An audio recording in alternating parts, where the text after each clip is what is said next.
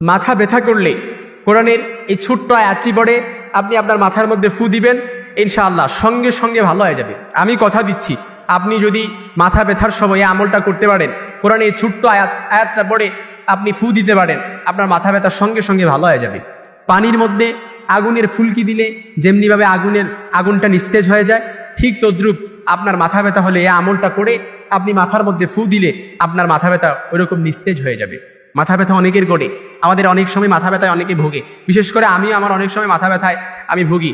এজন্য মাথা ব্যথা যখনই আমার করে, আমি ছোট্ট থেকেই আমলটি করে আসছি এবং ছোট্টবেলা থেকে আমি আমলটি আমার এক উস্তাদের কাছ থেকে শিখেছি। এজন্য এই আমলটি আলহামদুলিল্লাহ আমি করে ফল পেয়েছি, এবং যারাই আমার কাছে মাথা ব্যথার জন্য আসে আমি তাদেরকে আয়াতটি পড়ে ফু দিয়ে দিই ইনশাআল্লাহুল আজিজ। এজন্য যখনই মাথা ব্যথা করবে আপনি আপনার হাতটা এভাবে নিবেন, নিয়ে তারপর এভাবে রাখবেন, রাখার পর আপনি দোয়াটা পড়ে এভাবে ফু দিবেন, দেখবেন আপনার মাথার মধ্যে ফুটা যাবে। তবে দোয়া